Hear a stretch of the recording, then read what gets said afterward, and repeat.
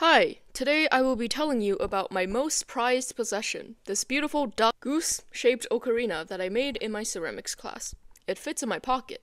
I am excited to share with you all the cool things about it. I'll maybe even play it for you. Believe me, there is so much lore. Let's begin with the story of its creation. When the teacher first introduced the project, I had two ideas, to make it goose-shaped or to make it snail-shaped. I thought of my friend called Goose and decided on Goose so I could gift it to them afterwards. But of course that didn't happen and never will anymore. It's staying with me forever in life and death or getting passed down as a family heirloom. So I got to sculpting it. This part went smoothly. And then when the teacher did the whistle part for us, mine worked perfectly. It was all going so smoothly. No one was expected to design it to play multiple notes, but I, since the beginning, was determined to make it at least have the notes to play Twinkle Twinkle Little Stars on. So I had to poke holes in it. Doing this at first was so scary. I felt like it would mess it up somehow, cause since no one else was doing it, I thought it must have been a risky process or something. So I either got really lucky, or there really wasn't much risk at all, cause hole after hole I excavated, they all just worked. Each one gave me new different pitches to play. I was really excited when it reached a range of a whole octave. I already thought I was getting too greedy with the hole, so I stopped there. In total, I poked 6 holes in it. I think I regret not poking 7. Or 8. Or I had such a joyous time playing all the simple melodies I could think of on it for the rest of class that day. I didn't need to continue with life. I didn't need to eventually get a life. Nothing else had to be done anymore. I can just play my Goose Ocarina till the end of time. I was kinda in love already. Again, it was all going so smoothly. The ocarina crossed my mind many times that weekend. I couldn't wait for it to be completed and come home with me.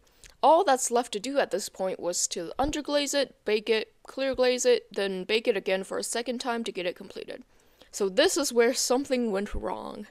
After I applied the underglaze and tried to clear out some clay pieces on the inside from when I poked the holes, I checked the whistle again and now it didn't work.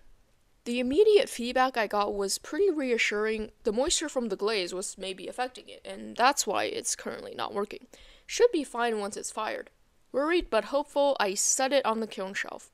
And then it came out and still didn't work. My heart started to sink. I thought then that I must have maybe knocked an important whistle component out of place while removing the inner debris. The teacher told me to just clear glaze it anyway, and maybe we could somehow glue something back in. I asked what she thinks the chances of success for that actually is. She didn't know. And from that answer, I felt like maybe there's never been such successful operation before. I was losing hope. You might think it would be fine. I'll still just get a cool decoration piece. No. I had expectations for this project. It can work. We've created nice sounds together. I could play Twinkle Twinkle Little Stars on it. What do you mean it no longer works? It will work, and it will play for me again, or it won't be anything to me at all.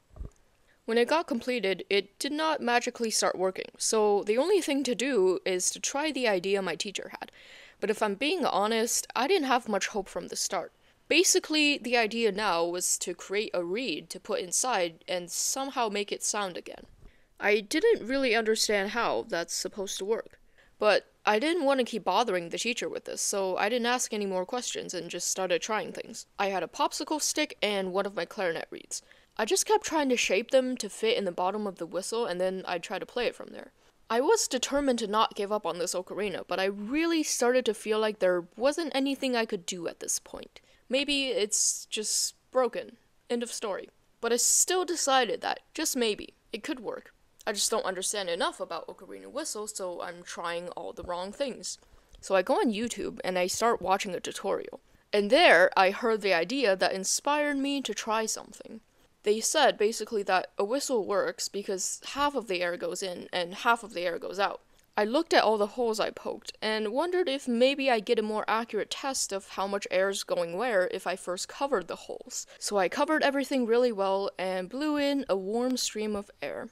And that gave me my first note since the day I could first play it. I was amazed and relieved. But then I thought, well, if it only works on one note, that means I still can't play Twinkle Twinkle Little Stars. But that's why the ocarina is a miracle. Once I got the first note out, all the other notes just started working again. The teacher asked what I did to it, and I said nothing. It was my manifestation. Maybe it was. So now it always works, no initial all-hole coverage blow needed, and it works really well and sounds really nice and is beautiful. And it even doubles as a shaker, because I guess I left a chunk of debris in there. And so, moral of the story, never give up on your ocarina. I've shown my playing of this ocarina to many people, mostly friends, but also selected stranger and even the lunch lady at school. But the most memorable performance, I think, has to be the one for my French class.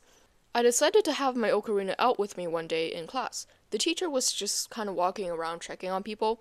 He walks over to me and is wondering what the ocarina is. I showed him that it was an instrument and offered to play him a song on it. And he chose probably the worst thing to play on my ocarina, freaking Star Spangled Banner. Now, why is this a bad selection? Because I only have an octave range to work with, and Star Spangled Banner is kinda known for its big range. I still claim I can play anything on my ocarina because the way I deal with high ranges is to drop the out-of-range notes up or down an octave, and that's okay to do a couple times, but in songs like Star Spangled Banner, I'm doing it every few notes, and it just sounds awkward. It was awkward. I just jumped straight into playing it without thinking, and then when I realized the problem with playing this song, I couldn't back out of it because everyone in the room got quiet all of a sudden for some reason to hear me play the most scuffed Star Spangled Banner on a Goose Ocarina. Only after class did I remember that I had been waiting for such an opportunity. It's kind of on my bucket list to play Star Spangled Banner to an audience. Why? Because I've once heard one of the greatest saxophone players I know play the greatest Star Spangled Banner I've ever heard in my old junior high gym. It was seriously epic to me. And I've since always wanted to do that, be that. And then I did it, but it's the at-home version. But even though that was not a good Star Spangled Banner, I still consider the performance cool enough in its own way. And am satisfied-ish checking off my bucket list on that. As said earlier, I've played a song for one of our lunch ladies at school here. It was either my friend's or my idea because a couple months back, we've also danced for the lunch lady. We approached and asked her what kind of songs she liked. They were all kind of old Western songs, and I didn't know a single song, but she said she liked Elvis Presley. So then my friend got her computer, and we tried to listen to some songs she liked and learn it on the spot for her. We were short on time in the end, and the ocarina stopped working because it got overheated and overcompensated. So we told her we'd come back tomorrow. That tomorrow, I remembered. I do know an Elvis Presley song. There's one Elvis Presley song that I know really well and is in the range I can play. Can't Help Falling in Love. It's literally perfect. The lunch lady liked the song of choice, so I played it. Some people came in line during my playing to buy snacks, so they were also there to listen. I think she liked my playing. A couple days ago, she even asked me to play more for her. And so, the sound of the great Goose Ocarina of Hope Can Play Things Awesome Awesome has made its way into many ears. And if you're still here, I shall now play it for you too. The melody I first played on it, Twinkle Twinkle Little Stars.